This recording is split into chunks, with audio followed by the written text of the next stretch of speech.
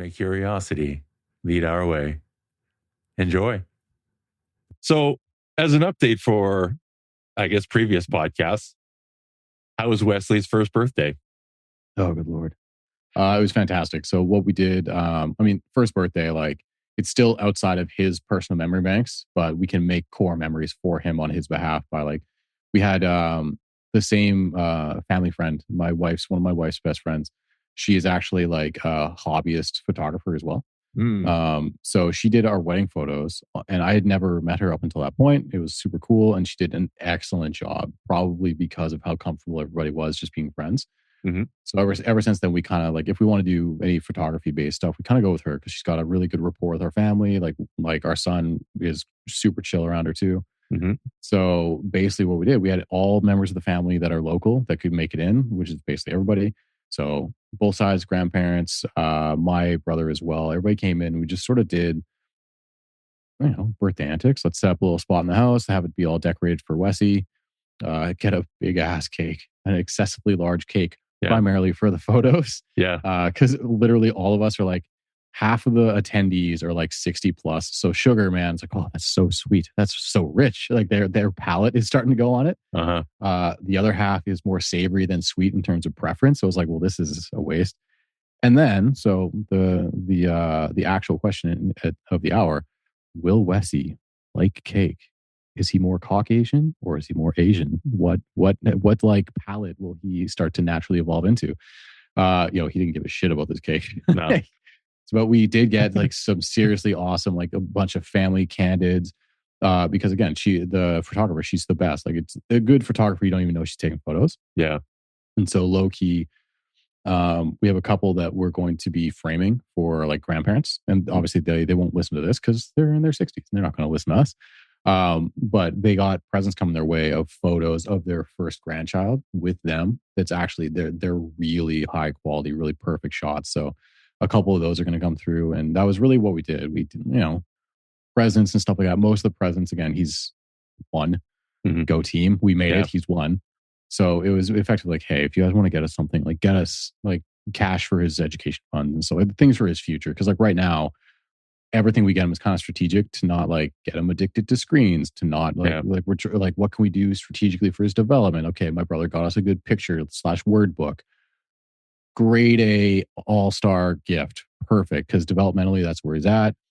He loves it. Go team. We did it. Like now we can start using that as part of his playtime and wake windows, start hopefully teaching him association and pointing and stuff like that. Nice. For the most part, it was just like everybody get together and hang out. And we got some really cool photos, really good time. And then, he still won. So it's all within the confines of one wake window because he needs a nap. So yes.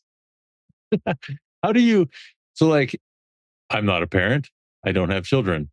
My perception is that a lot of your planning right now is very cerebral. It's very calculated.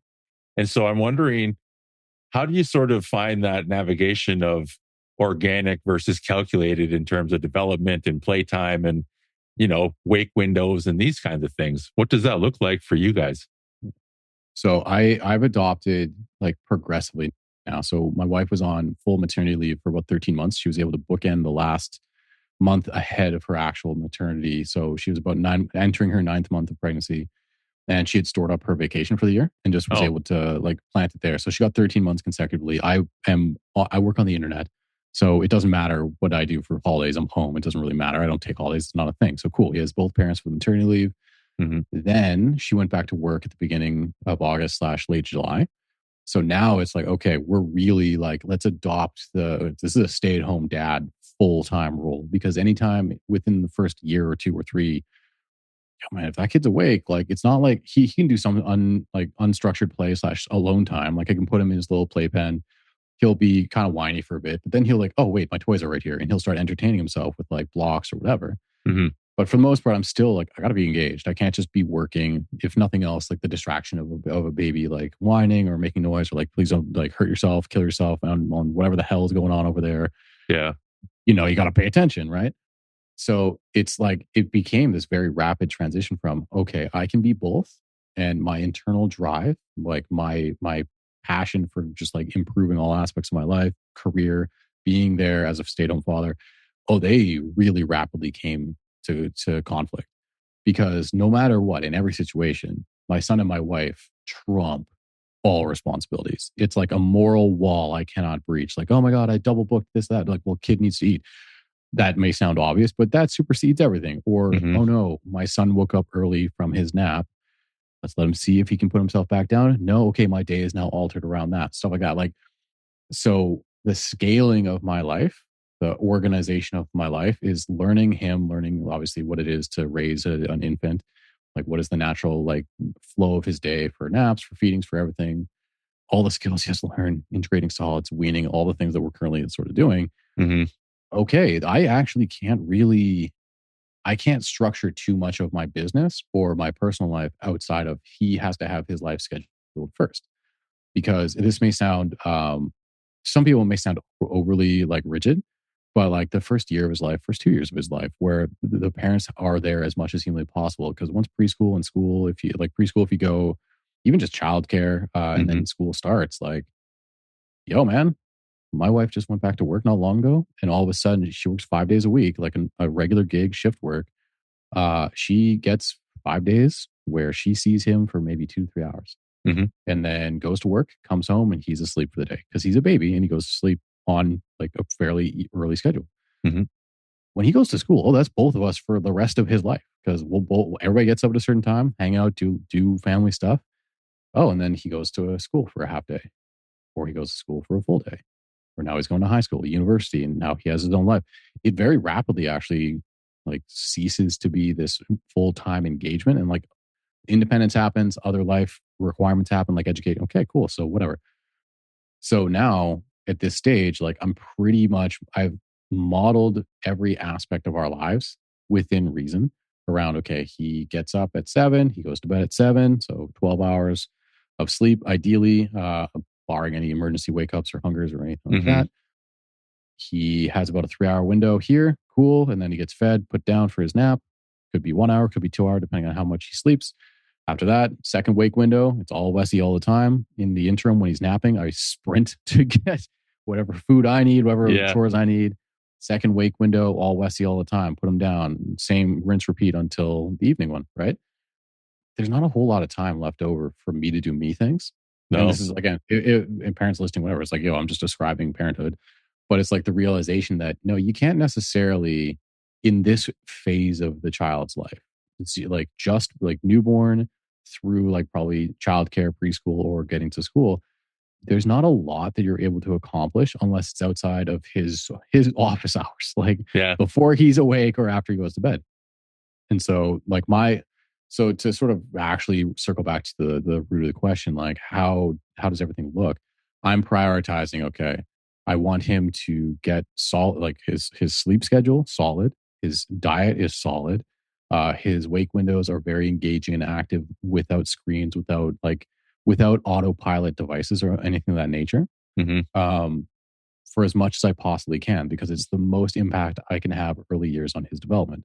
We have structured socialization. So like there's a couple times a week, I'll go on a couple back-to-back calls where his mom is also at work. So grandparents will come over and watch him so he can get used to being without his direct parents, get used to other people.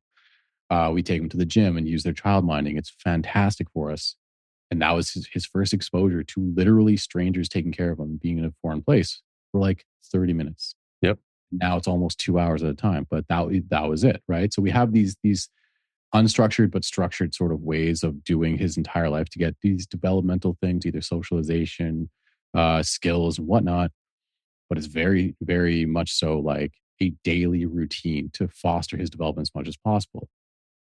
However, the addiction to that routine, parents, myself, I'm basically projecting, I'm speaking to myself, Yeah. need to be flexible for when either something comes up, and don't freak out, it'll be fine. You can deviate from the norm. He'll put himself to sleep, he'll get his food, whatever.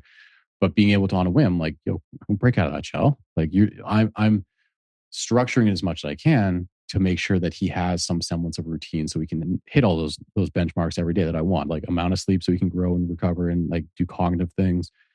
Food is critically important because this kid would be skinny if it was up to his own devices. Like, so like these things, but like, yo, okay, today we got back from my parents. We did like, it's the whenever this comes out, but it's a Labor Day weekend for us here. We went and did some time with the parents. So we took them out of the house. The entire middle of the day, sort of wake window, sleeping period. It was like, all right, no, kid, you're up now because we got to go there and we're going to hang out there and you're going to come back now. And okay, your times are all messed up. Your solids are maybe a little bit deviated. Doesn't matter that much. It's cool because he's about to go down for a nap and then he'll have his nap and then we'll shift the day around a little bit. So it's like trying to do as much as we can to capitalize on his development without, from a parental side of things, being so neurotic that you can't do other stuff. Now, on the other hand of that, I do see other parents, and this is not a judgment. Oh, after being through one full year of my first child, I don't judge a parent unless it's like horrendously, egregiously obvious. I don't judge a parent for anything they're going to do because I don't know what they're going through, what they're dealing with, their situation, whatever. I have the privilege of being a stay-at-home dad. And it's a lot. But my wife will work, like I said, shift work. And so some of her shifts, take her to like around the close of her gig, which could be around 8:30, 9:30, something like that. And there'll be like young kids, like infants, stuff like that. And they're like out of the house, like at that hour. And again, notwithstanding mitigating circumstances where it's like, this is the only way this is possibly going to happen because of X, Y, or Z. I understand that. But it's more so looking at the not having the routine in place or not prioritizing a routine for the infant and just being like trying to mesh the infant to your needs or to your life as the parent. Those are the things I'm like, yo, you're making it so much harder on you. You're making it so much harder on the kid because from a very early age, like Wesley, just put him to bed at 7. He'll stay in his crib until 7 in the morning, roughly, not make really a peep unless it's like a growth spurt and he wants food. But if we deviated from that routinely all the time through his developmental stage of like trying to like get his sleep window down as his circadian rhythms are teasing themselves out, that's oftentimes where you have people be like, just another bad night. Like, I don't know why my child won't sleep well or this, that, and the other thing. I'm like, how did you set up their routine? Routine is an incredibly powerful way of getting these habits established for life. And then all of a sudden, like, I think I probably mentioned this in one of the previous talks, but like I sleep trained Wesley. And that can be a contentious point because depending on the data, quote unquote, that's out there, largely people's personalities or their preferences on it. But some people are very against it because they feel as though it could be psychologically damaging. And I'm like, I wouldn't go that far per se. Because sleep training, it's just extinction training for behavior.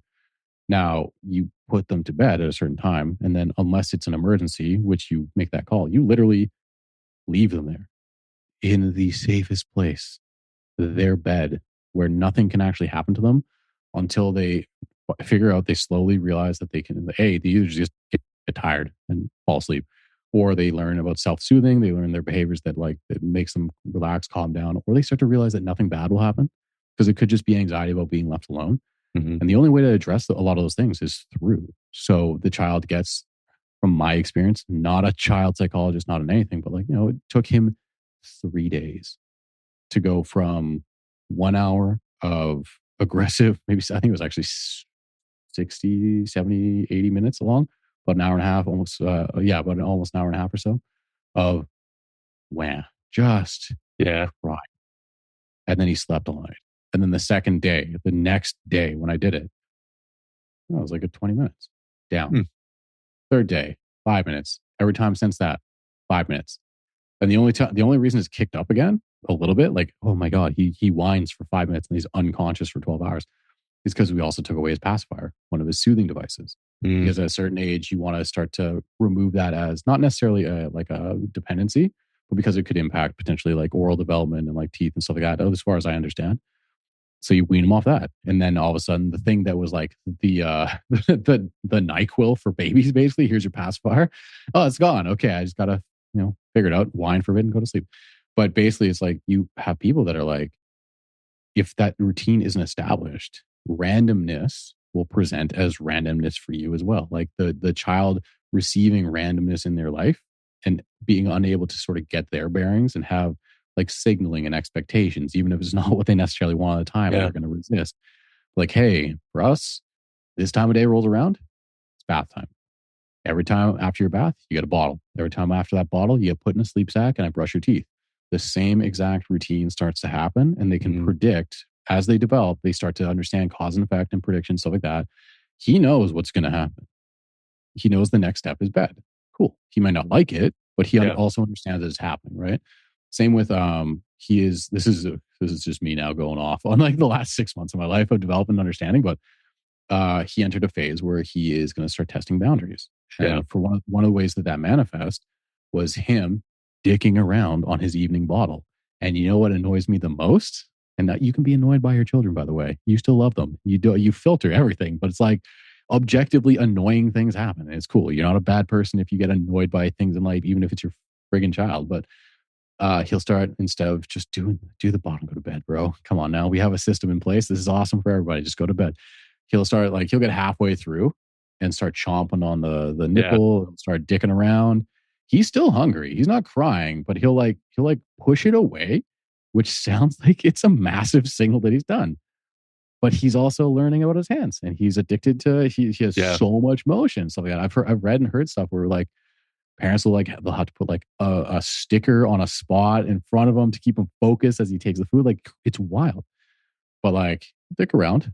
But now he understands. Like, okay, when he's done the bottle, like he finishes, put the ball down, pick him up, kiss on the cheek, good job, buddy, and we start like literally to the words. He understands. If he's dicking around, bottle goes down. He gets picked up, not on my shoulder. I'm carrying him, like not at arm's length, but I'm carrying him.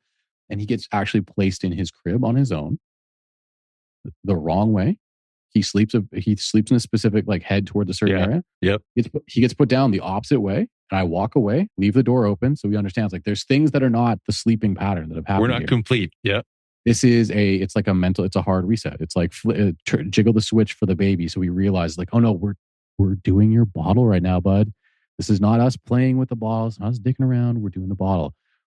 2-3 minutes of him being upsetty spaghetti because he hates it. He's restricted. He's in his crib. He can't escape. He hates it. Cool. Let's go back. And he's like, okay, yeah, I understand. We're doing this. Some parents teach their kids nowadays sign language to better communicate. We had that ambition. We definitely didn't follow through well enough. But like it's a matter of getting the association, behavior response until they develop further and further, and you can have conversations or logic. So in total, it's like the last maybe 6 months of evolution of different skills and different needs of the child. You start to realize like you have to structure your life obviously around theirs. And for me personally, the more I tried to push to maintain everything I was doing prior to being a full-time stay-at-home dad, which probably sounds like the most dumbass thing you could possibly try to do to parents that have more years under their belt than me. You start to realize you can't, because you really need to structure the best of your ability, like the child's needs, obviously, but their entire life, their scheduling requirements become yours. And that you operate, if you're going to do anything other than that, outside of the confines of those, with whatever mental bandwidth you still have left. So for me, it's been this game of kind of like feeling out how much can I do to still have the quality of my career that I would want and that I would need, and not detract from like my ability to do all the things for my son, for my wife to help out as well for her lifestyle, all those things. So it's been a crazy kind of evolution in the last like 30 days or so since she's gone back to work. But at the end of the day, you realize like, no, everything's kind of, there's a structure to this that helps everybody do the best. And for me, really coming into that role, like that new identity as, okay, stay-at-home dad first, everything I was before, second, that's really the big one. Like I've done identity changes throughout my life. And I'm sure you have as well, where it's like one season, one phase kind of ends and you have to assume a new one. And the only way to truly like avoid like the anxiety or the depression or whatever is to not resist. It's like completely absolve yourself of that old one, all in on the second one. This has actually been the hardest one because like that date of stay-at-home dad was looming, was coming up. And I was like, I'm 35. I've done this a billion times. I've done like student to working back to student back to trainer to online. Like, okay, now I'm a dad, I'm a husband, all that kind of stuff. I've done those identity shifts where the responsibility changes or the expectations change. Oh, this was hard. So it's like, I was kicking ass so hard. Well, now it's like literally impossible. Forced reprioritization of your, like, not that they weren't always first and he hasn't always been first for his entire life. However, when you are now the only parent home, it's like there's no division of responsibility now. It's like everything is magnified. And honestly, like as you're describing all these things about his routine and the importance of expecting what's next. And that's subconsciously, we do that every day. Like we have subconscious behaviors that we don't even know about, as does he. And the patterning, I'm sure it comes in with children, but it really, in my mind, is putting a magnifying glass on how important it is for routine as for us as humans, right? It's amplified for him as a baby, but if we don't have routine in our sleep schedule, in our eating, in our day, life is a lot more chaotic for us too, right? It's if we have a shitty night's sleep, like one, your next day is nowhere near as good generally, or two nights especially. Like first night, I find I can sleep for about 3 hours one night. I'm still good. Two nights, I'm completely fucking written off. But like that's on my own. I'll stay up late tonight and then I wake up with the sun anyways. And it's like, oh man, I wish I got more sleep. But if I really wish that, I would have just went to bed at a regular time instead of staying out or doing the thing like having a campfire or whatever, right? But like, I feel like as adults, we deprioritize ourselves, even as ourselves. It's like, that doesn't matter that much. But it totally does. It not only in the sense of our mental well-being, but our immune system, our everything, right? Our food choices, right? The hunger hormones completely change after one poor night's sleep, let alone many. Yeah, I don't know. It's just, it's interesting that, yeah, in hearing from you, everything's under a magnifying glass with a baby. And it's like, okay, well, why don't we just bring that forward into ourselves more often as adults too? I think FOMO, or perceived FOMO, is the Sure. biggest pain in my ass as a like as a coach and a trainer, as my primary like gig. It's something that's lingered in my entire life for like a personal as well as a professional sense. Where like I was raised on a fairly like myself. It's probably why I carry forward so naturally into my adulthood. But I went to childcare very young because both my parents had to work. Like that was my generation. I was brought up with a working father who didn't take any time off. He took like the 2 weeks, 3 weeks off, and then it was like, he's got to go back to work immediately. Mom did Matt. I don't actually know how long, but in any respect, like fairly early. Like I was in childcare, like local babysitters, stuff like that, family friends. And in doing so, like both my parents worked pretty far from the house. So as far as my memory served, it was like, yo, you're up as a kid at like 5 a.m., which is not shade on my parents, but like developmental, we know that's not great. Like Sure. I'm like 4, 5, 6 years old going to babysitter super early. Like kids need a lot of sleep, whatever. Like I remember I was a routine, like dad's up doing his thing. Okay, now he's going to get me up, or like everybody else, the house gets up. I'm at a babysitter for 6, there before school, go to school, back, all that kind of stuff. Mm-hmm. It's afforded me the muscle to just have a very structured but supportive routine for all aspects of my life. And that's the thing that enables the FOMO that people feel. They feel as though if they get into more of a structured routine, the phrase structure or rigidity or anything like that, it's very easy to misinterpret as lack of fun or freedom in any respect, or you're unhappy because you're tied, you're handcuffed to a certain amount. Like, no, actually, it's fine. Because as you said, like I have guardrails in place that will maintain my physical health, my diet, sleep, at least to bear. This is the largest, most sustained amount of sleep deprivation, ideally, I will ever have in my life, obviously. But like those kind of things, there's guardrails in place that keep me from going outside the confines of what is an acceptable level of like safety, health, the whole thing, because I have a routine in place, which means that if I want to deviate once, who gives a shit?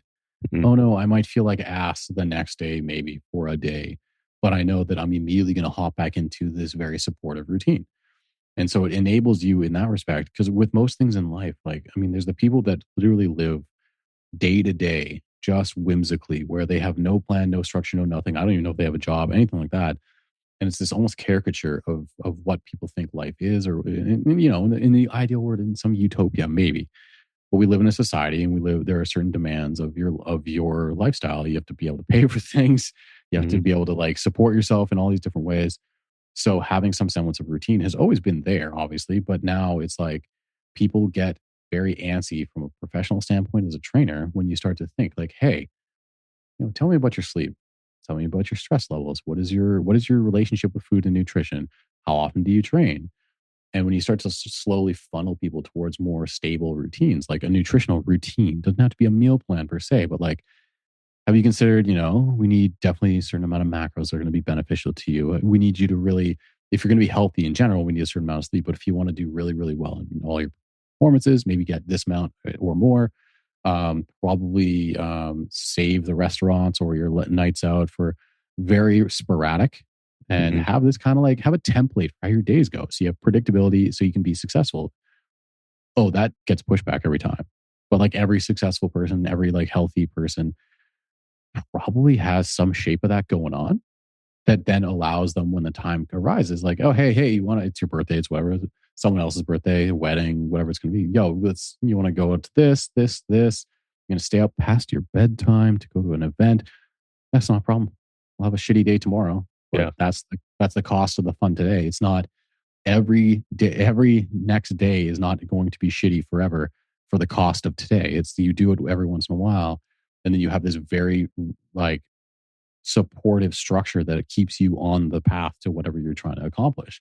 That's like my childhood through to my adulthood, and through every transition of whatever role I've ever been in, I very rapidly try to reestablish the equilibrium of whatever that routine might look like at that phase. Being a personal trainer for 7 a.m. to 7 p.m. plus or minus commutes. Sick. Let's get those guardrails in place so I don't fall off the track and like fucking die. Being a parent, being a student, being whatever. What does this look like? How do I train? How do I eat? How do I get all these things in that are going to support me? This was actually something that like my wife, obviously I've been together with her for almost 10 years. But like she's witnessed of me, and her thing has always been like, oh, we're just very different people. Like she hasn't had the necessity for it though.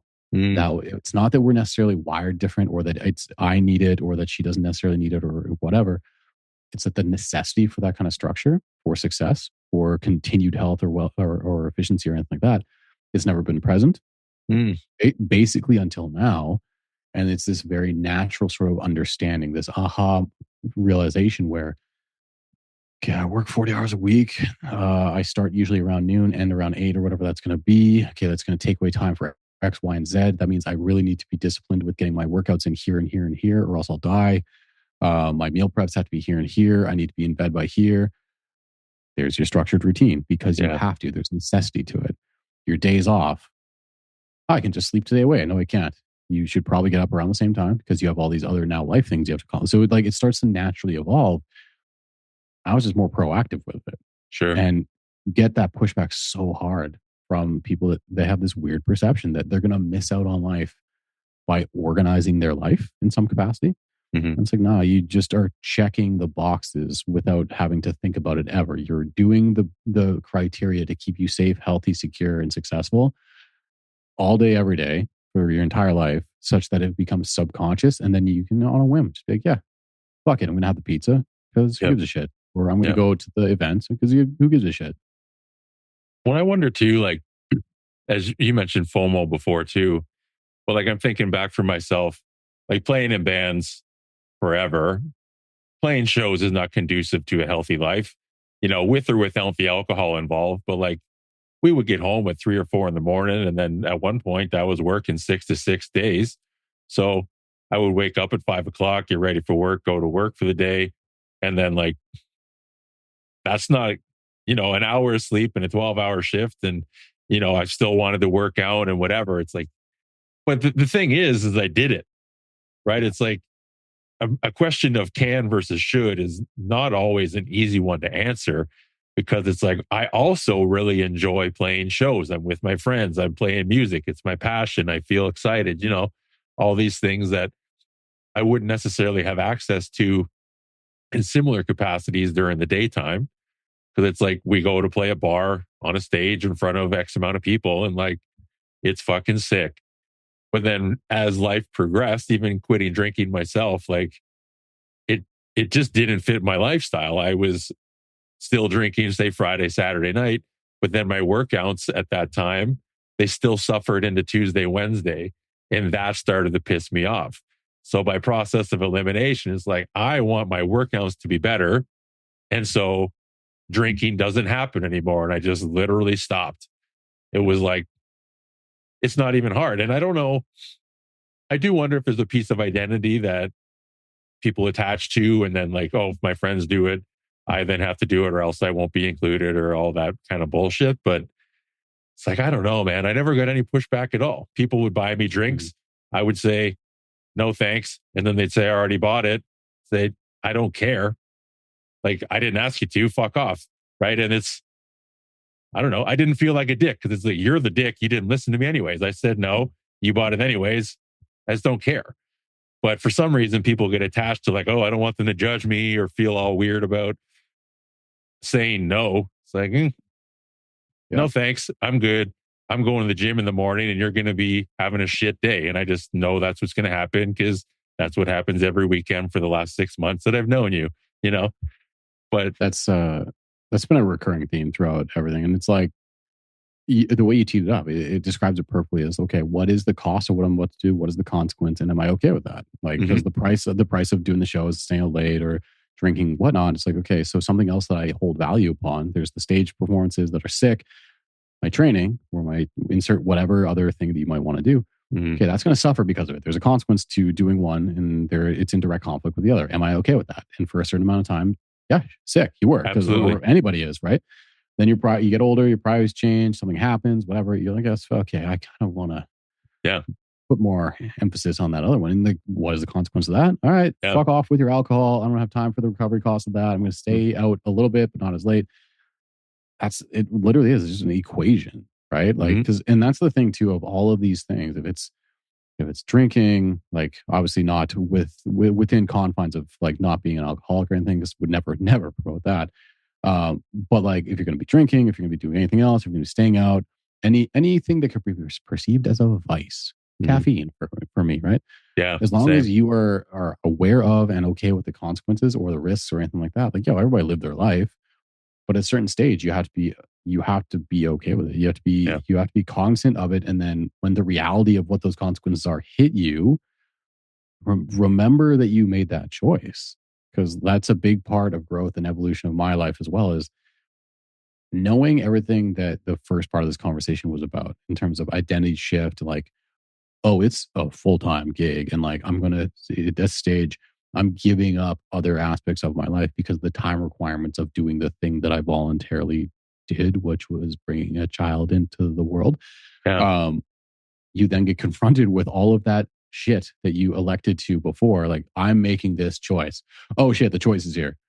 Oh, okay, this is a ride that doesn't stop. Got it. I just decided to do this, and this is what we're doing now. And you need to learn to be okay with that. In my case, it's like the hardest part about it was, oh, this is just constant now. This is just what it is. Like, doing the gig of full-time parenthood, it's nice lip service to say, like, I'm a full-time stay-at-home dad. Like, no, I didn't fully, I knew the words. I didn't conceptualize the physical and mental labor of it all until you're in it. And that's where it's like, okay, so now I've made my choice. Let's shape a life around what will support that instead.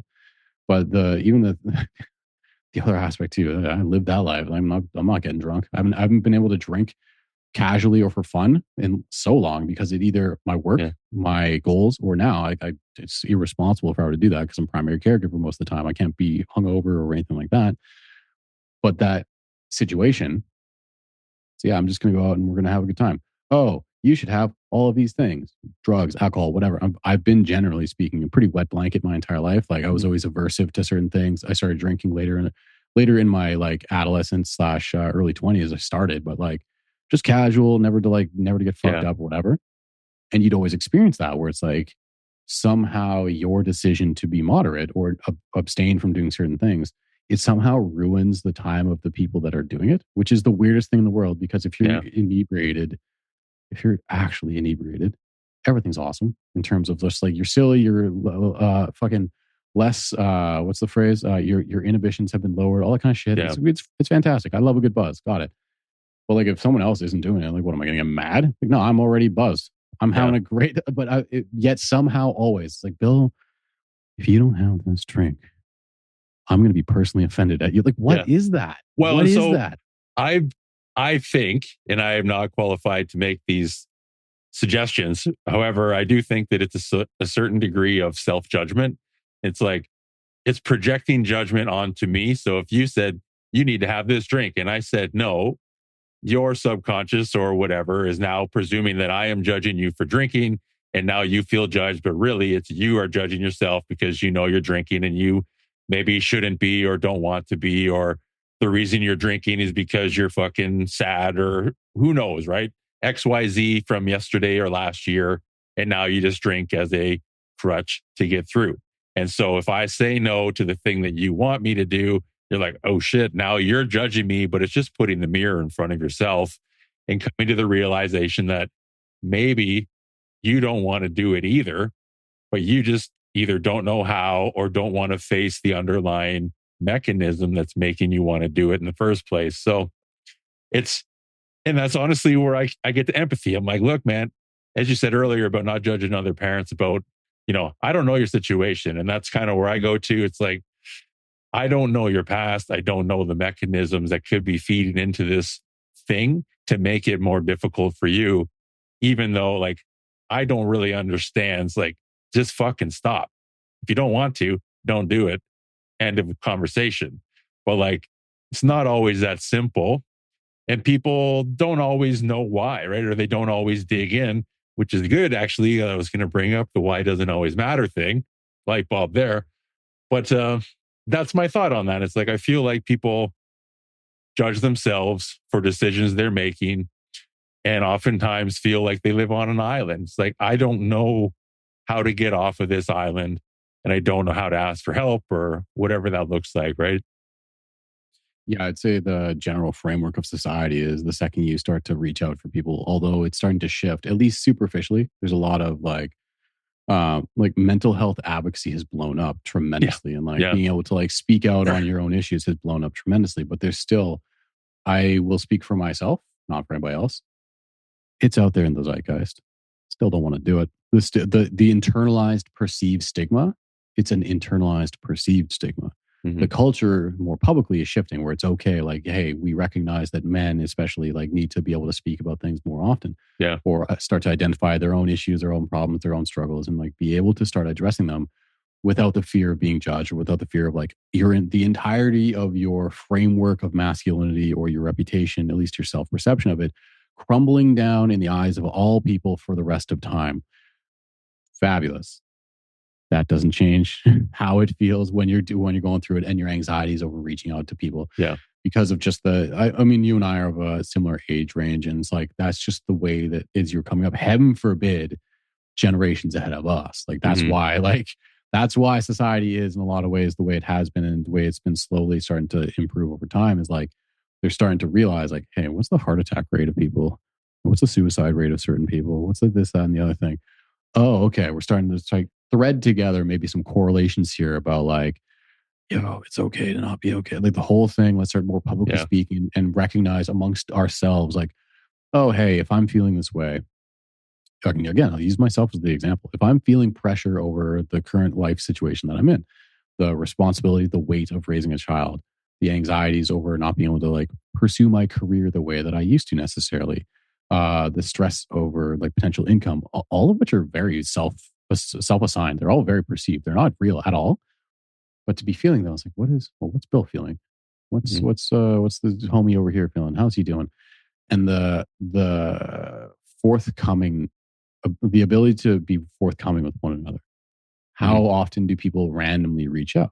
I think in one of the previous episodes we spoke about like friendship, our individual definition of friendship, the difficulty of like finding and forging true deep relationships, things of that nature. Like that still lags behind for me as well. And it's like the culture is shifting around those conversations, around the ability to, as you used the example of like someone is projecting, like if I don't want the drink that they got me, they now think that they're being judged and not being able to address their internalized problems.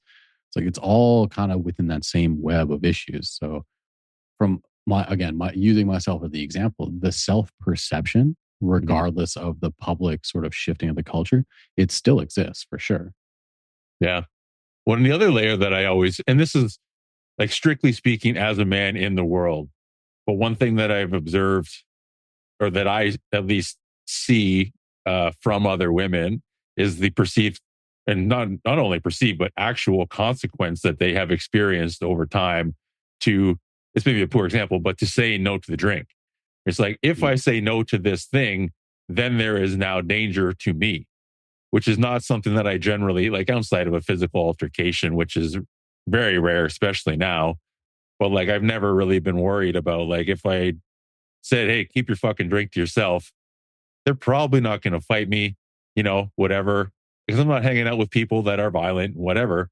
But there are a lot of people and, women, I guess specifically I'm meaning, but have had altercations go negatively and have had actual damage and like real life repercussions to trying to say no to things. And it's like, I mean, there's lots of ways to do that, but it's like, I don't really understand that side of the equation because it's just, I've come across people who wanted to fight me. I've always been able to avoid that, and so that physical piece just isn't there, but that then also complicates the equation. It's like, yeah, fuck.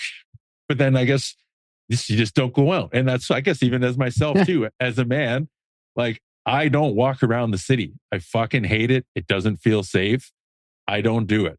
And so it's like, I don't then also have that much empathy for people who then do, and then are hurt or get in trouble. It's like, what do you think's going to happen? You're in the middle of a fucking homeless town with a bunch of drugs and, there's no police officers.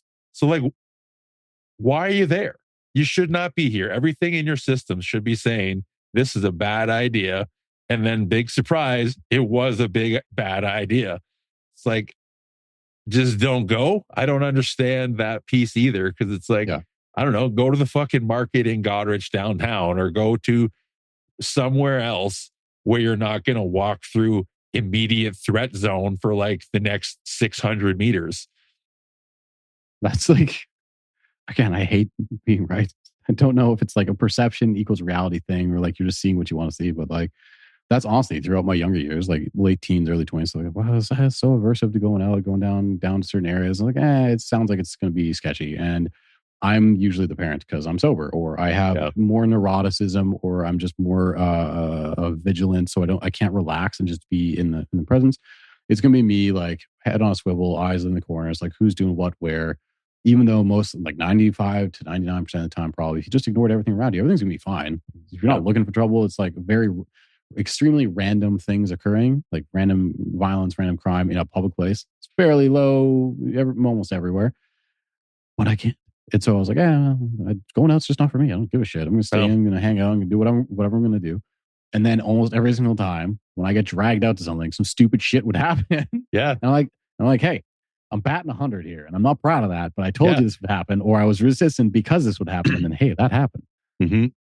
No, it's funny. I don't know what that is. It's because I think we did talk about that before too, but like, it's not a hard decision. And that's not true. I used to go to the bars and stuff, but we had groups of like 15 of us.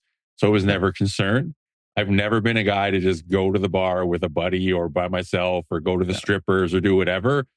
It's like, I bounced at a strip club for a short amount of time when in my younger years.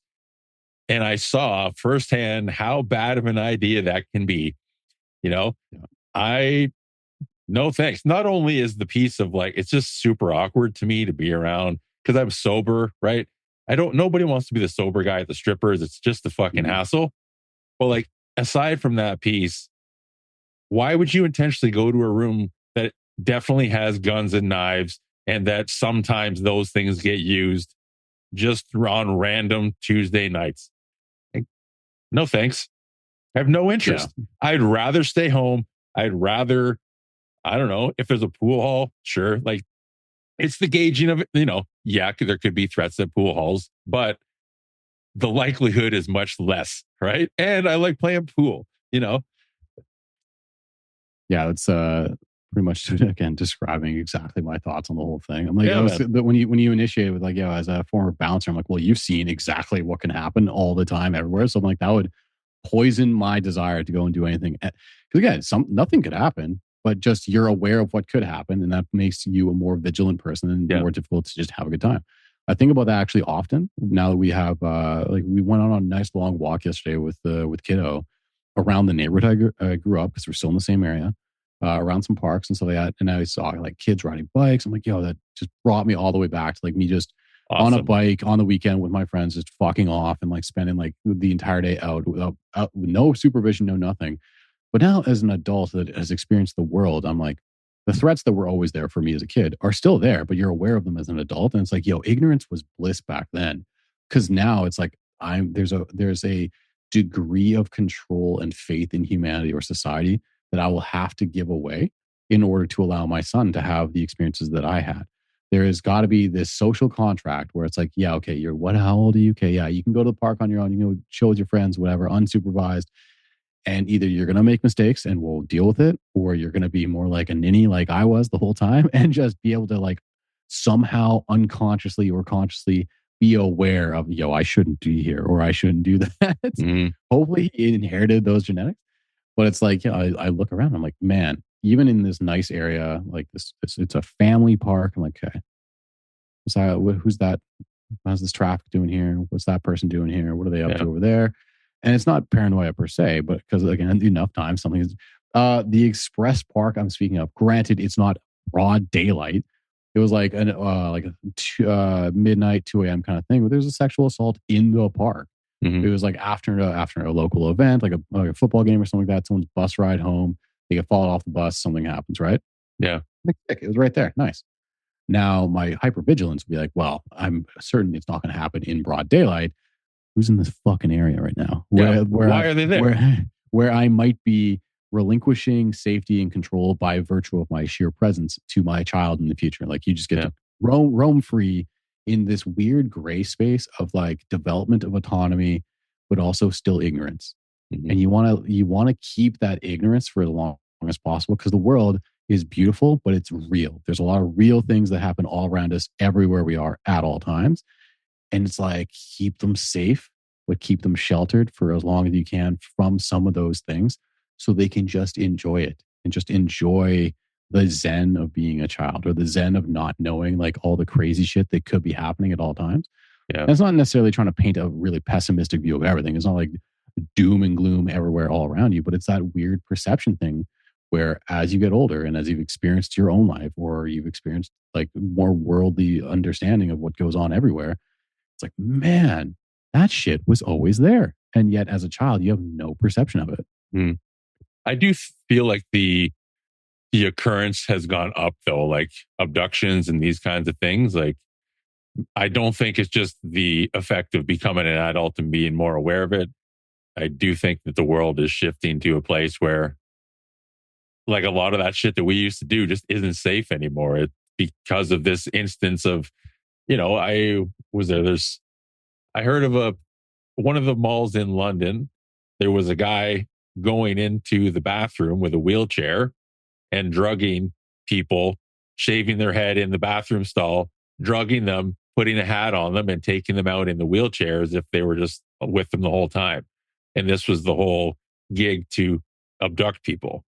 Right. So like, not that didn't happen 30 years ago, but like, that's pretty loud to do it in broad daylight in a mall in a city that's not like a significant violent crime rate. So I don't know. There's definitely been a shift in the temperature, at least to my perception. And so I don't know how I would navigate that, but it's like, because then you think to yourself, like, what do you do if that were to happen to you? What's the play? Like, there's literally nothing you can do. Just fucking gone now. And like, no, that's where FOMO, like, no, I'm going to keep your autonomy to myself for a little longer because, as you said, there are a lot of very real things happening in the world. And like, I don't know, for better or worse, that's just the world we live in right now. So the thing about like the degree of education, parenting we would receive before leaving the house back in the day. It's like, all right, as you're growing up, definitely look both ways before crossing the street. Yep. Rule number one. Also look left, right, and then left again. Whatever it is, right? Whatever. Like definitely do that kind of shit. Right? Don't eat candy off the ground. Don't talk to strangers. Okay, got it. So that's rule number 2.5, whatever we're at now. Okay, don't fucking eat shit off the ground. Apparently, is what you were learning. Crossing the street. Don't talk to strangers. Don't let anybody touch you, especially on the PP. Got it. And that was basically the rule book right there. That's That was it. it. It's like, Be home when the yeah, lights come on. Yeah. yeah, it was, and that was basically it. Now it's like, all right, so don't click on the links. Don't get your data stolen. Yeah. Don't get like don't even get into the, I don't know, I should be getting into an Uber. Like, do you have all the, like, please send me the vehicle number of all the things, like all the other, now with technology, with the way society operates, there's like all these different things to be aware of, depending on the age and like what kids are doing. Like, my wife, like her parents would, like, if she was going to go do some bar stuff on like a weekend or like a Friday night when she was in university even. Oh, her parents like, yo, just let us know. Who gives a fuck what time it is? Like, we'll get you every time. Every time. We'll cut, even if you drive out there and you decide to drink while you're there, park your vehicle somewhere safe. We'll come out together. Literally pick Mom you will up. drive it home. We'll pick you up. Mom will drive your car home. That's how it's going to go. Like every single time. It's like wild, man. 100%. Because of course you would, right? Like the alternative, it's not even worth considering. It's like, I won't be mad. I won't be anything. Call me, I'll answer, and it's done. And now it's just the most reliable thing. Well, and I think we talked about it before too, but like, who are the people that you can definitely rely on in this world? Oftentimes there isn't a large number, but the small number that you do have are worth leaning into when you can, right? It's like, there's no need to push them away as well. It's like the fucking ride or dies are there because they want to be. It's because they are, and they know it's reciprocal. It's like, I don't know. Life can be hard enough. There's no need to make it more hard just because, There's a really salient actually example, again, to like sort of place when we're recording this, but there's the hockey player and his brother, like the other day, got hit by a drunk driver. Both of them were killed, and it was like the weekend or the day before they were going to go to their sister's wedding. So two brothers, one is a pro hockey player, riding bikes, hit by drunk driver the weekend of their sister's wedding. So that's a pretty fucked up situation. Yeah. And it's like, hey, mom and dad, I elected to drink. I know this is inconvenient. Can you please come pick me up? The I'm not mad sort of thing. Like, I will never be mad if you do that. That's the right call. I will never be mad if you do X, Y, or Z, if you make the right call. That'd be such a point of fucking pride, knowing how fast a life can be changed by making the wrong decision in that example. Like, cool, I was drinking a little bit. I'm okay to drive. Boom, you're in an accident. You killed someone. You killed yourself. Something terrible happened. Versus, hey, I know it's like 1, 2 in the morning. Sorry for waking you up, but I had something to drink and I really don't think that I should be driving. Can you come get me? Yo, that's the fucking aces. Yeah. Let's go. That's perfect. Like, Give me the I'll address. be tired for you. Yep. I will be tired for you. I don't care. That's fine. Every single time. Yeah. I wondered, I don't remember what your post was about the why doesn't matter, but it was timed right around the same time, or my post was why doesn't matter. And a lot of the times you were saying that why does matter, which I also agree with. And what came to mind for me was the question of timing. Because I guess the point that was in my mind when I was speaking on the podcast episode that I clipped is that why doesn't always matter. Generally, that's in real time, right? Because we're extra emotional, we're feeling overflowed by stress and whatever. And so sometimes it's not the time to ask why, or most times I would say, until it's in hindsight and you can reflect back and say, okay, what can we learn from this? It's like a heated conversation. You never resolve, two emotional people never really resolve anything, right? You've got to come back to baseline before you kind of find your common ground and then assess what happened. And I feel like life in general kind of works similarly in that during the middle of a bunch of bullshit isn't the time to think, well, why is this happening? Because you'll never really figure it out. Yeah, it was actually this weekend. We're about a month out, like I was saying earlier, from return to work, and like the extreme change in dynamic of both of our lives in terms of like, okay, scheduling, sleep, like what does each day look like? How are we doing mentally, physically, the whole thing? And this was the weekend that I was going to be like, all right, let's take stock now. The first week was death for both of us. We're like, oh my God. Like, it went from co-parenting to one's just gone and like having to do 40 hours a week on her feet in whatever, like going ham. Yeah. Completely different lifestyle, a skill set she hasn't used in a year, the whole thing. Like, shit, that's rough. Me, stay-at-home dad full time, also upholding all my business responsibilities, stuff like that. Oh shit. Okay. First week, death for both of us. We're not making dramatic alterations. right now. Yeah. You do not make like a massive change, a massive decision when you're in the thick of the emotional response or the stress response. Let it play itself out. Figure out, okay, once the stress is settled a little bit or you've absorbed a little bit, can you be more efficient? Can you get better first? Then make the amendments after you've attempted that. That was week 2. It's like, okay, week 2, at least from my perspective, I learned more about our daily schedule, routines, timings of things that I can like sort of start setting up, tying it all together a little bit. But what are the routines that I need to be doing? What are the positions? What are the things that need to be in place to keep me from having my wheels fall off, to like make sure that the baby's taken care of, the whole thing? Cool. Week 2, still a lot of work, still exhausted. Psychologically, mentally though, way easier. Got it. Sure. For her too. Because what did we amend? Okay, we changed when she would do her meal preps. We got a little bit more in order with getting her fed and to bed when she get home after a late shift. We start absorbing what are the challenges now. What are the solutions that are readily available when we can stop and think about them? Mm-hmm. Okay, week 3, here are the changes that actually need to happen. Here's the things that are, we can do them now. We can predict they're unsustainable. Week 4, same thing. Okay, what does the future look like? So making a snap decision under duress, not a great move, because you don't know how much of that is the stress response or an overreaction to the stress that you're currently going through. Mm-hmm. Be able to slow, absorb, digest, and make the decision after that. So yeah, like the example of us living through that, like I said it, I verbalized it more than once to her, because like I actually told her, like, I'm having a hard time. I will be fine. I've been through these things before. I kind of know what's happening and I know how to like absorb it and right the ship. But I need you, like as my partner, I need you to know that I'm having a hard time, just so I can at least vocalize that, Mm-hmm. so that I can recognize it of myself, that it's okay that I'm having a hard time with everything. And we can start making the changes, or like at least making the mental shifts to make it better, right? Mm-hmm. That was like the week 1. Now, like, we're not going to change anything again, not to make a dramatic change under duress, but we just need to vocalize it, recognize it, and then go from there.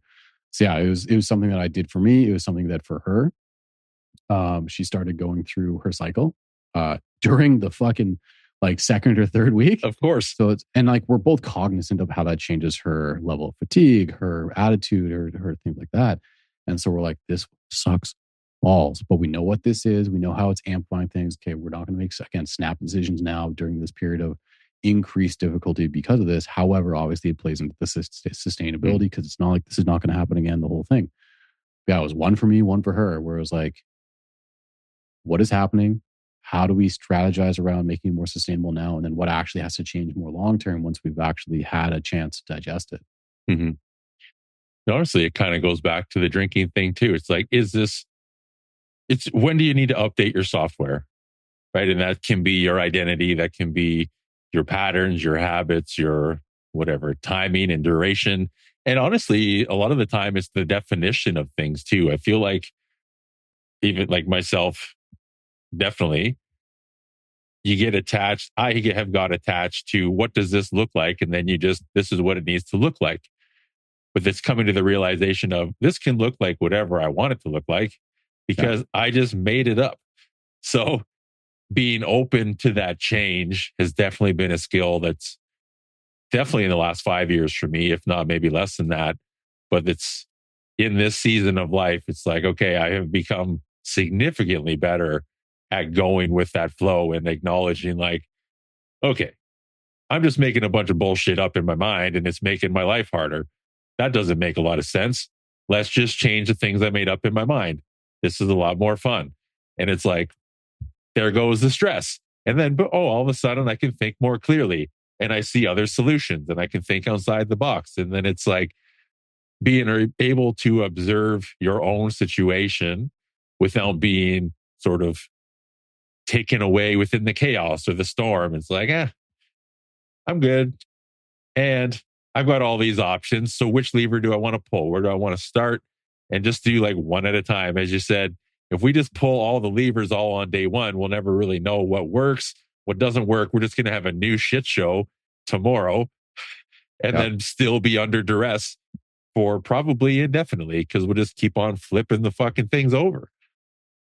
It's the identity shift and the resistance that I spoke of is very similar to the premise you just reintroduced. Because like for me, I had in my head a very specific set of goals for being a stay-at-home dad and also continuing to build and surge my business. Because I did feel, and it was like in terms of revenue and income, in terms of opportunity, in terms of my own position within my industry, like my feelings on it, like my personal feeling of accomplishment and fulfillment, all time high. And then boom, we hit that major shift. And it's like, oh my God, this is not a thing that came out of nowhere. We knew this was going to happen, but it was the resistance because of the high of the performance of the prior months and the prior year that all of a sudden now it's starting to crumble in my perception, or it's starting. But the reality is, it's just like my role in life. It was stay-at-home dad and business owner second, but the way that I had it shaped in my mind, the way it was going to go, the way I had it modeled or had expectations around it, the real shape of what it's going to be to quote unquote win or to accomplish what I'm seeking out to accomplish. Financial stability as a unit, because we are a unit, we both have an ability to bring income, stability for our house, for our entire family, that kind of thing. It's a series of jobs and tasks that are assigned to us as a unit, as a team. But I had in my mind a very specific way it was going to go, when the reality is, oh no, my contribution is going to err more skewed towards these certain things. Hers is going to err more skewed towards these certain things. And at the end of the day, we're going to cross the finish line. We're going to accomplish everything that needs to be accomplished. But it was an attachment to a certain methodology or a certain mathematical equation, to use that metaphor, of that was how I was going to do it. Oh, like hell you are. You're going to accomplish it in whatever way you need to do to accomplish it. And it's going to look probably unique. It's not going to look the way you expected it. An attachment to that very specific method is what caused all the anxiety, the depression during the certain bouts, all the stress of it all. It's attachment to the former identity. Like, kill the previous identity and go all in on the new one. Doesn't mean you're not going to do some of the things that you were doing prior, but it means you have to be fully in and invested, both feet, on what you're currently doing now. You can't be trying to hold on to what it was when your actual situation has clearly changed. Yeah. Two things come to mind. One is the tagline that I have for the podcast, which is "May curiosity lead our way." So when you are both feet into a new identity, a new circumstance, instead of having the expectations of what it should be, it's like, what is this like? What do I now have available to me? What does this look like?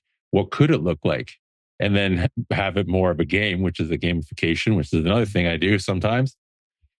And leads into the other thought I had, is like, we're all just fucking monkeys that are just a little more developed, right? The prefrontal cortex, it's a great thing. Well, like, when I feel like I'm stuck in this cycle of should, I always come back to, what the fuck do I know? Like, who am I to think that I should know what this should be? And like all these, because it's all just my imagination anyways. Like, I could imagine it to be anything I want. And for whatever reason, I'm imagining it that it should be this way. And now it very evidently is not that way. And now I'm somehow upset that my imagination wasn't right.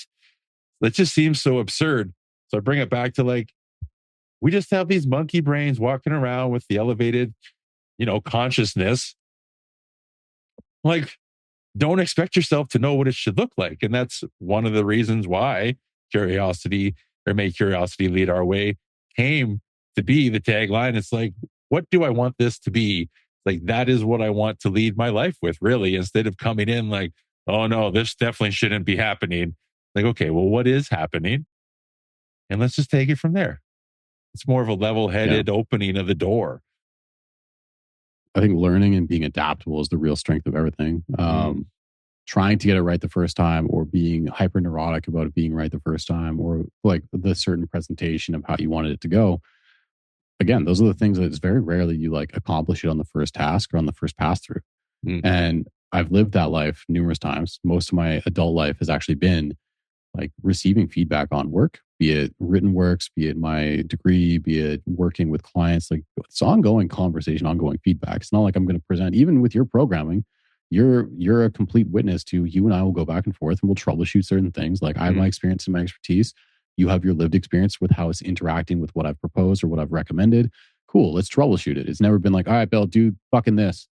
Oh, yeah. You're unable to lie prone for an extended period of time because blood pressure things.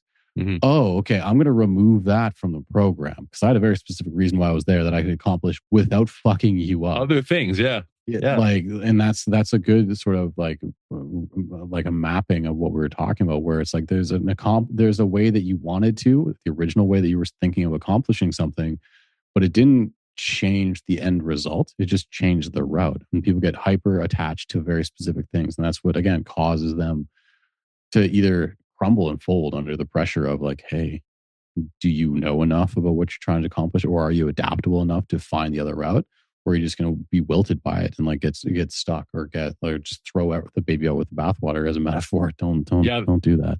Yeah. Well, it's the fuck it, right? It's the one cheat meal that ends up being a day, and then it's like, well, what's the point? Because my fucking program's not working anyways. Or you feel bloated one day and you think, oh well, I'm already fatter than I used to be, and so there goes my last 6 months. Like, no. First of all, none of that's true. One meal, one day doesn't fuck up 6 months worth of work on anything. Well, maybe not anything, but in terms of working out, it doesn't. And so relax a second. And then, well, it's like we've said multiple times too, it's wait until you're in a more clear headspace before you make all these rash decisions to like change things that maybe don't need changed, when sometimes the action to take is inaction. It's like, let's just steadfast this for a second and see how the dust settles even a little bit before we start doing all these things and like causing more chaos, really. But then I guess this is part of the cycle too of the subconscious, is if our natural state or the state of which we are accustomed to is more chaotic, we will be more prone to continue that chaotic state. It's because we know that it's where we're safe. And that's, I mean, I don't really know what to do with all that, but I know that that is definitely a truth in some cases and many times for a lot of people. So it's kind of a tricky game, I guess, but that's one of my core beliefs, is that there is always a way. And that goes across into anything, really. So where to start isn't always a great or easy question to answer, but there's always a lot of options. And so just the willingness to try one without an attachment to it should work, right? It's like, don't let it crumble the whole fucking house if this first thing doesn't go, because we don't know what's going to work, but I definitely know something will work. And so as a coach specifically, and even with exercises, right, with programming, like I don't really give a shit what it is. And the first question I ask every client is, what are your favorite exercises? Like, especially starting into a new program, because like generally speaking, they all can stay. Because I got to choose some kind of exercises. I'm not going to choose, I'm going to pick all these exercises and you don't like any of them, but do them anyways. Adherence is going to go down. Desire to train is going to go down. And usually it's hard enough to try to get motivated to go to the gym, or a lot of the time. So like, why would I make them do shit they don't even want to do? When in general, it's like most exercises will work ish. So like, let's bring up the effort and let's bring up the execution and let's focus on repeatability and, showing up to the gym. And then obviously you have to throw in the exercises that are good for them too. But like, it's your arm day. I love arms too. You want to do some arms? Let's do more arms, because why not? But just do some legs too, right? It's the vegetables and the spaghetti sauce and all that. It's like, you don't just have to eat the vegetables and not the pasta. You're definitely eating the pasta. You just got to make sure you're eating it all. I mean, that's exercise to a T. Like the amount of times, especially lately, that I am dreading my leg day. Sure. Because of my preconceived notion of how it's going to go relative to how I would want it to go prior to my chronic fatigue now. Like, okay, these exercises, this degree of exertion, this degree of effort, this amount of psychological ramp up that I have to, because I have to go well. And it's like, no. Whenever I start feeling that way nowadays, now it's just like, no, I'm going to go in and make myself feel good first. Like, do the first series of sets or exercises in general. My goal is to feel good. And then when I'm in it, when I'm feeling good, if I can pull the trigger and like get on the hack and like do the first set like 2 plates per side on my hack is a very moderate weight for me. Like, it's not going to like break any PRs. It's not going to build any significant tissue. If I were to like get to failure, that's like 20 reps and a nosebleed. not doing that. I'm going to do a set of 10 to 12 with a pause, like make myself feel real good and then gauge off that. And it's an iterative process. This is really representative of how everything is in this stage of my life, but how more people, if they viewed it that way, like you can de-stress a lot of stuff. It's what I was speaking to earlier about like my entire adult life, my career, my everything. I get feedback on all of it. All my writing gets feedback, either through the court of public opinion, through social media, through just my basically journaling or blogging, through professional writing. There's always feedback. There's edits. There's whatever. Through my training, there's always weekly feedback. I've started to actually ask more directly now, like, what do you hate in my intake forms? Like, what have you been successful with in the past? What have been challenging? And even what you were saying earlier about like, what are your favorite exercises? Like, and I'll literally just use them. The previous like younger generation or younger me even be like, all right, I'm going to take your favorites because you'll do them and then I'm going to weaponize them. Like, no, I'm going to take your favorites.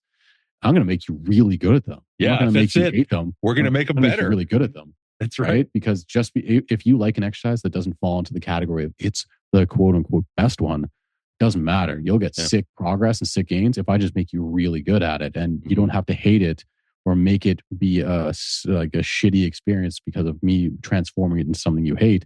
Let me just make you exceptional at what you like.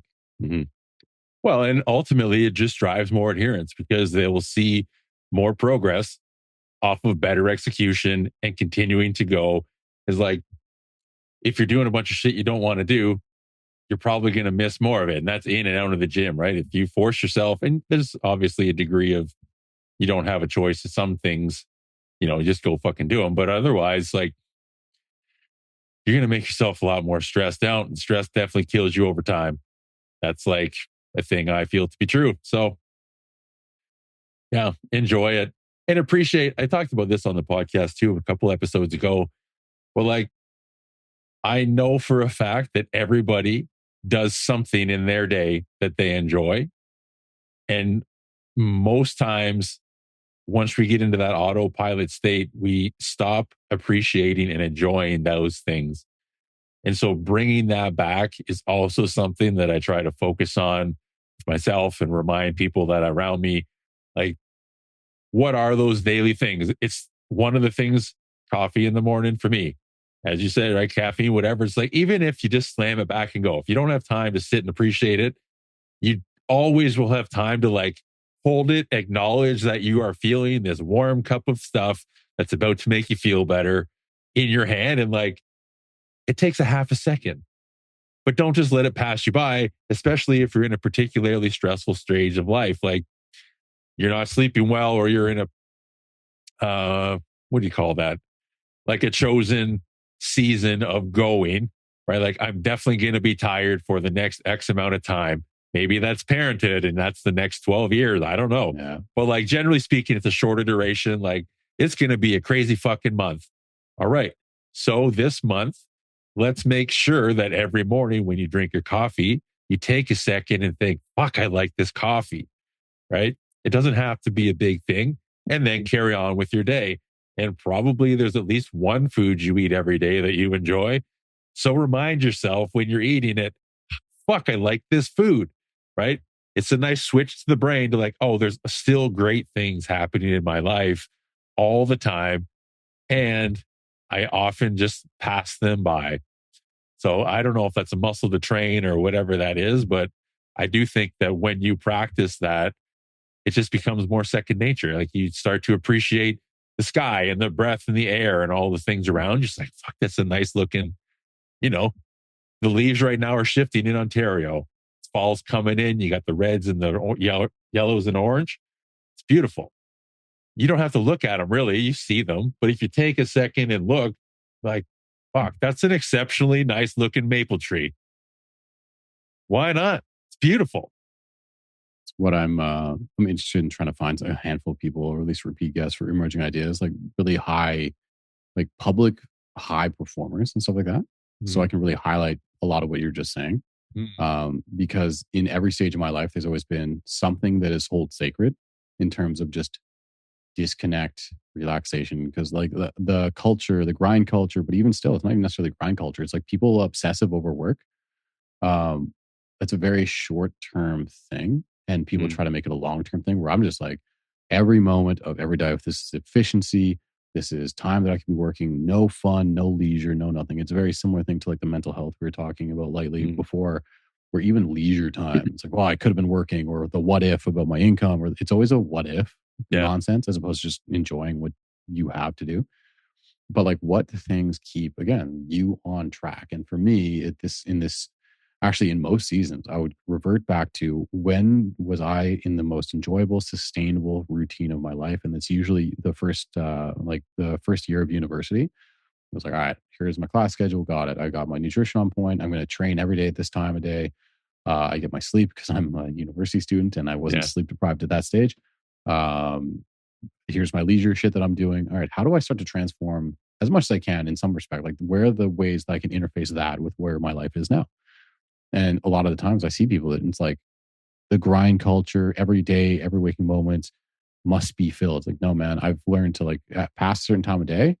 You've experienced this too. I'm like, yeah, man, and I'll get to this in the morning, something like that. Or like first thing, whatever, where it's like, I just shut it down because there's a diminished quality that I will hand out, or there's a slow burn diminishing of my own life quality that will happen if you constantly fill every moment of every day. Yeah. Like sleep is not leisure. And leisure is a very specific form of revitalization, second to sleep. Sleep is its own version. And I think people conflate.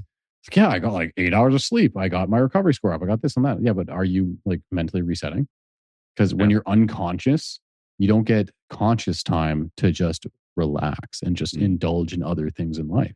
So I'm always very curious. Like you described yours, like I've got right now, it's like my lunch or my brunch or whatever time it happens to tease out. I got this window of time where typically my morning responsibilities, both in terms of business and kiddo, are done. He's on his nap. This nice hour of his first nap where I make my favorite meal. It's been every single day, eat that, do the dishes, usually have something on YouTube going in the background where I can just literally disconnect and vibe. Then he wakes up and it's back on. It's back to regularly scheduled everything.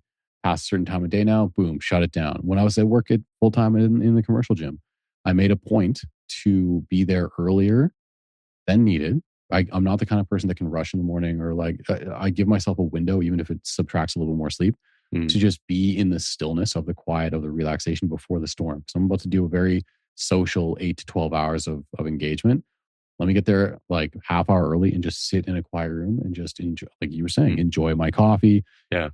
Just exist and then go do the thing. There's a lost appreciation for in this whatever work culture or whatever grind culture, like everybody needs to be like the rock star of their circle, or like I have this horrible phobia of being average. I'm like, average is an amalgamation of the high performers and the low performers and everything in between. Like taking care of yourself will not make you a low performer. Like people have an aversion of being a do nothing bitch is what they have an aversion to. Yeah. And indulging in self-sustaining leisure is not the same thing, but there's this conflation of the two.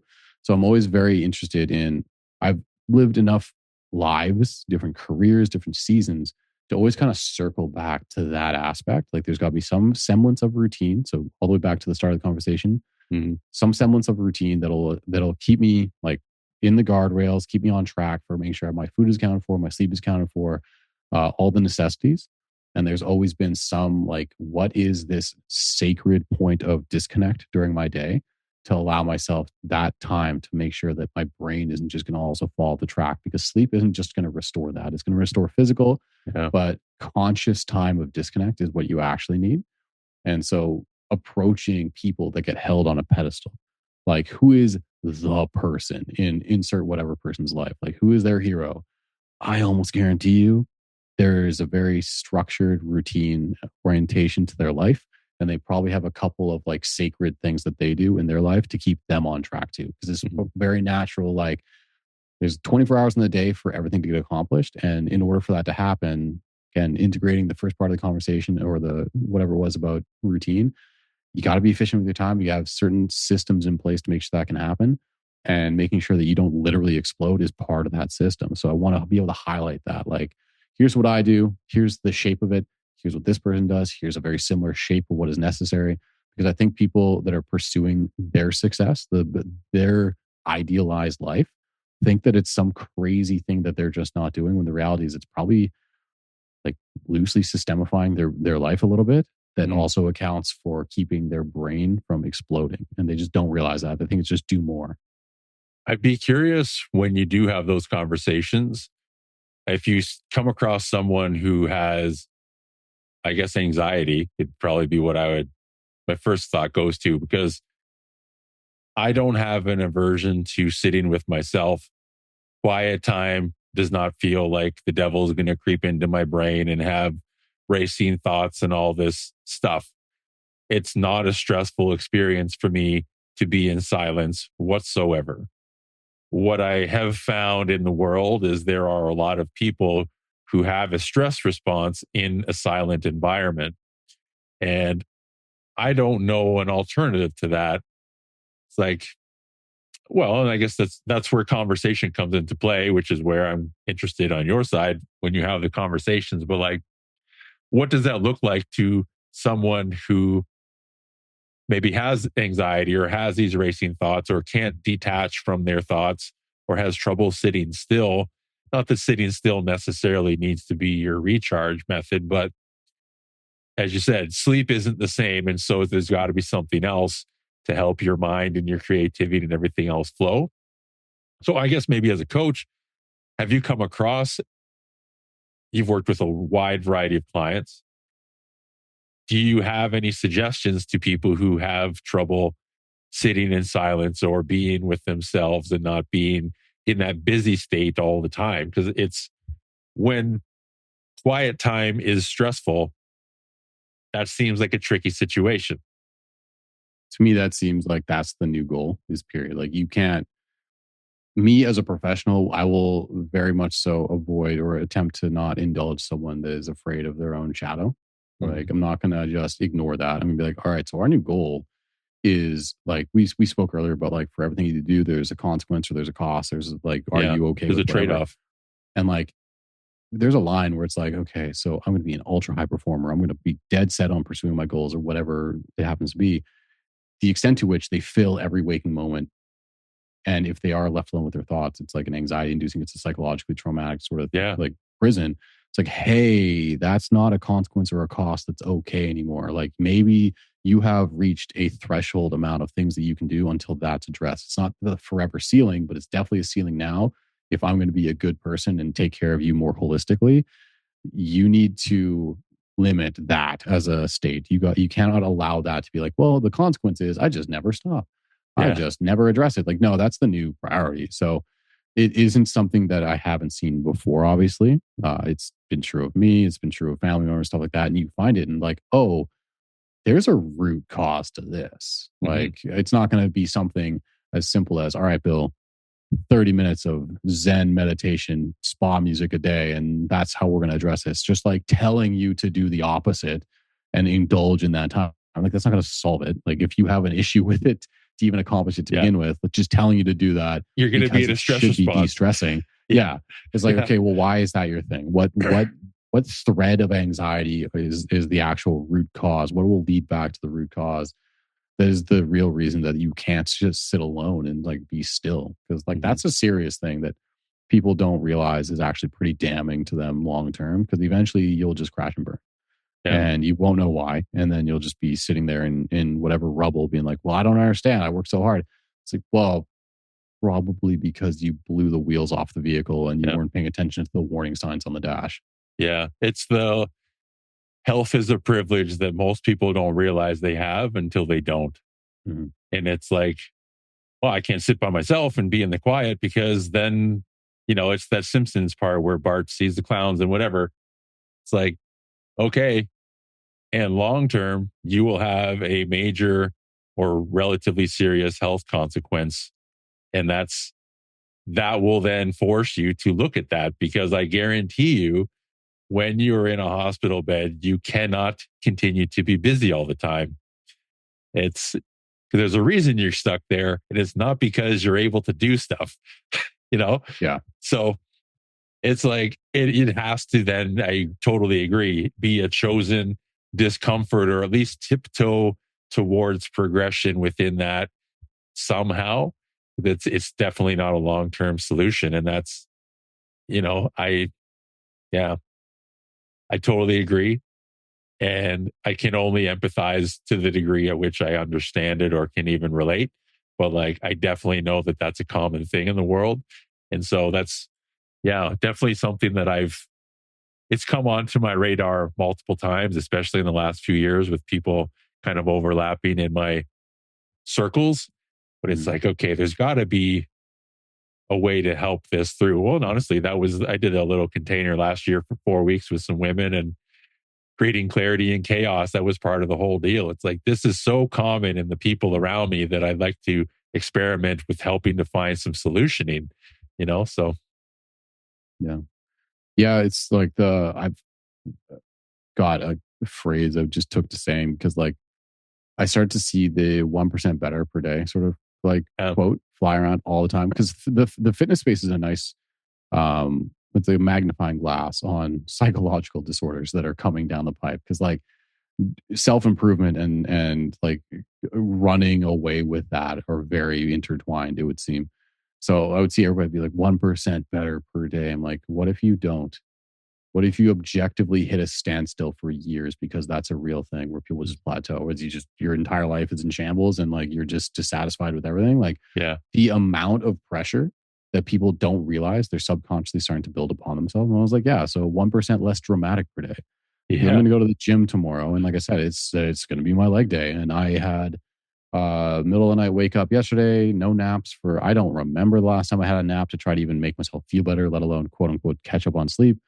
And I got a big day tomorrow worth of work. After we're done here, I got to go do like adult responsibilities. I got to do house care, lawn care, the whole thing. Like my day doesn't end until like 9 p.m. tonight, like whatever, right? Cool. I'm going to go and I'm going to just chill. I'm not going to be like, oh my God, I didn't hit a PR on my legs. I'm not going to ramp myself up, and I'm not going to think of any less of myself, whatever. It's like the 1% better crowd. Like, no, just be less, just everybody chill. Just everybody calm the fuck down and live your life. Engaged on the level that is required of you on that exact moment that's going to take care of you in the longest amount of term possible. And when the iron is hot, you can strike, but you don't necessarily need to keep shoving yourself off of a cliff at all times. Yeah.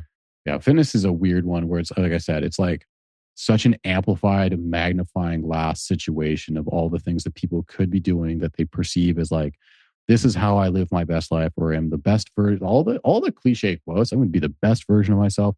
Most of the time you're just running yourself off a cliff, and you don't know that. You don't have the lived experience to realize it until it happens, and then you have to revert back to your probably original state and then go at it again with a better, more clear vision of it. But yeah. Mm-hmm. Or just keep doing the same thing forever, which is also quite common. It's like, I don't understand why this doesn't work, and you just never change anything, and it never let me do it again. Yeah, that's another thing that came up. This is a while ago, but it's you tell yourself a story that's never been true once, where you just keep telling yourself, oh yeah, that's the way this will go. And it's never gone that way ever. So you've got no evidence that that's going to be true. But for some reason, you will not change the story or the expectation that that's how it will go next time. Like, you literally have more and more evidence every single time this happens that it will not be the way you think. And so, like, what are you doing? Make the change, shift the perspective, do something different instead of fucking smashing into a brick wall, getting hurt, complaining about it a lot of the time, and then doing it again. Like, it's one thing when you have a confusion. It's another thing when you have a confusion followed by a complaint on a repetitive cycle. It's like, okay, well, where's the willingness for action change? It's accountability. It's the internal locus of control type of stuff, right? Like, okay, well, what are you going to do about it? Because otherwise, it even goes back to what we talked about walking in the park. It's like, if you're not looking around you to see what's going on, like, I have a hard time feeling like any sort of anything for you because it seems so fucking obvious. Yeah. On a similar note, and I got to actually take off here relatively quickly, but one of the things, someone asked me this on my story not long ago, and it was like something to the effect of like, what is the meaning of life or something like that? And I was like, okay, well, that's loaded. Yeah. And it's like, it's a very truly, and it's like, the existential crisis is such a first world privileged state of being. Because I'm like, all right, if we go to insert any number of places that will remain nameless for apolitical reasons, around the world right now. It's like, yo, fucking safety and security and food and not dying today are the biggest. Like, I'm not thinking about like my career path and like my fucking state on so my followers on social media or do people like no, revert to Maslow's hierarchy of fucking needs. Mm-hmm. Am I safe today? Am I fed today? That's a very, very point of privilege to agonize, have these existential crises over, am I in the right career? Am I going to be fulfilled doing X, Y, and Z? And I'm not saying not to pursue it and that it's meaningless, but like it really came down to like, yo, the meaning of life is to not die and to probably have kids to carry on the species. That's the meaning of life. Yeah. And that doesn't mean that every single person needs to do those, but that's the meaning of our species' existence, is to procreate and survive. Everything outside of that is a privilege that we get to indulge upon because we've evolved and we've been able to whatever, right? And so just if we start to take that perspective just a little bit more, and I'm not saying it's like the answer, because that's a very obtuse view of things in terms of like someone, you can have first world problems and they're serious, real problems for you too. I'm not saying it's not that, but like when you start to pull back your lens of perspective just a little bit, and it's all about perspective always, like shit's not that big of a deal. Like if you get to agonize over points of privilege, like it's your life, agonize over it, always try to enjoy and improve your position, got it, but like really remember that like you're safe today, you're fed today, go hug a loved one, like take the unneeded pressure off of literally every situation. That I, as a sidebar, a very social media like driven trope, because of it puts a lens on everybody's quote unquote daily goings on or performance in life through a social media lens. But take the unneeded pressure off, go live your life for a while, and then realize like, oh, it's not that fucking serious. Mm-hmm. To bring it all up with a bow tie, it's the be 1% less dramatic every day. For the love of God, everybody, just chill. I appreciate your time, Eric. Thanks for coming back on, man. Anytime, man. It's always fun.